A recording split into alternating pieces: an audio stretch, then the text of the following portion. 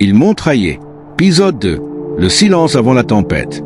Bonjour à tous et bienvenue sur le lieu de confession by Jimmy Résolution. Si vous n'avez pas encore écouté le premier épisode, je vous conseille de le faire avant de continuer, car cette histoire suit un ordre précis. Cette nuit-là, je n'ai presque pas fermé l'œil. Le téléphone d'Aïcha restait désespérément éteint. J'essayais de me convaincre qu'il s'agissait simplement d'une batterie déchargée ou d'un problème de réseau. Mais au fond de moi, quelque chose me disait que ce n'était pas normal. Vers 5 heures du matin, j'ai décidé de rappeler Serge. Il n'a pas décroché. J'ai ensuite appelé Ibrahim. Lui non plus ne répondait pas. À cet instant, mon cœur s'est mis à battre de plus en plus vite. 3 téléphones injoignables en même temps, ce n'était pas une simple coïncidence. Dès que ma mission s'est terminée, je n'ai même pas attendu le véhicule de l'entreprise. J'ai payé un quart de transport et je suis rentré à Abidjan en urgence. Pendant tout le trajet, je priais en silence. Seigneur, protège ma femme. Que tout ce que j'imagine soit faux. En arrivant dans mon quartier, j'ai immédiatement remarqué une chose étrange. Des voisins me regardaient avec insistance. Certains baissaient les yeux quand je les croisais. D'autres semblaient vouloir me parler, mais personne n'osait ouvrir la bouche. Je me suis mis à courir jusqu'à la maison. La porte était entr'ouverte. Mon cœur s'est arrêté. J'ai appelé plusieurs fois. Aïcha? Aïcha? Aucune réponse. Je suis entré précipitamment. Le salon était en désordre. Une chaise était renversée. Des assiettes étaient cassées au sol. Le rideau du salon avait été arraché. Je ne comprenais plus rien. Je continuais à appeler son nom tout en fouillant chaque pièce. Puis je suis arrivé devant notre chambre. La porte était légèrement ouverte. J'ai poussé doucement. Aïcha était assise au bord du lit. Elle portait les mêmes vêtements que le jour de mon départ. Ses yeux étaient rouges. Son regard était complètement vide. Elle ne plairait même plus.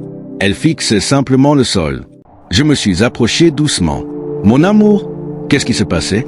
Pourquoi tu ne répondais plus au téléphone? Elle a levé les yeux vers moi. Pendant quelques secondes, elle m'a regardé comme si elle ne me reconnaissait plus. Puis elle s'est mise à trembler. Je l'ai prise dans mes bras. Elle s'est effondrée en sanglots. Je n'avais jamais entendu une personne pleurer avec autant de douleur. Elle répétait seulement « Pardonne-moi, pardonne-moi, pardonne-moi ». Je ne comprenais pas pourquoi elle me demandait pardon. Je lui caressais les cheveux. « Tu n'as rien à te reprocher. Dis-moi seulement ce qui se passait. » Elle essayait de parler, mais aucun mot ne sortait. Sa respiration devenait de plus en plus rapide. Quelques minutes plus tard, notre voisine est entrée. Elle m'a demandé de sortir quelques instants. Son visage était grave, très grave. Elle m'a regardé droit dans les yeux. « Kader, sois fort, ce que je vais te dire est très difficile. » À cet instant, j'ai senti mes jambes faiblir. Elle a continué. « Le soir de ton départ, 2 hommes sont venus chez toi. » Je l'ai interrompu. « Qui ça? » Elle a hésité. Puis elle a baissé la tête. « Je ne veux pas créer de problème. » J'ai insisté. « Dis-moi leur nom. » Elle respirait difficilement. « Plusieurs voisins les ont vus entrer chez toi. Ils étaient connus du quartier. Personne ne se méfiait. Parce qu'ils venaient souvent chez toi. » Mon cœur battait si fort que j'avais l'impression qu'il allait sortir de ma poitrine. Je n'arrivais plus à respirer. Je savais déjà de qui elle parlait. Mais je refusais d'y croire. Je refusais d'accepter que ceux que je considérais comme mes frères puissent être mêlés à cette histoire. La voisine a posé doucement sa main sur mon épaule. Puis elle a prononcé une phrase qui a fait basculer toute ma vie. « Kader, les 2 hommes que tout le monde a vu entrer chez toi ce soir-là, c'était Serge et Ibrahim. » Le monde s'est écroulé autour de moi. Mais ce que j'allais apprendre dans les minutes suivantes était encore plus terrible. Car les voisins ignoraient ce qui s'était réellement passé derrière cette porte fermée. Et la vérité était bien plus effroyable que tout ce que j'avais pu imaginer. À suivre dans l'épisode 3, selon vous, que va révéler Aïcha à son mari? Pensez-vous que Serge et Ibrahim sont vraiment les responsables? Dites-le dans les commentaires. Si cette histoire vous touche, abonnez-vous dès maintenant à le lieu de confession by Jimmy Résolution. Activez la cloche et partagez cette vidéo. La suite vous réserve un énorme rebondissement. Bienvenue dans le lieu de confession by Jimmy Résolution.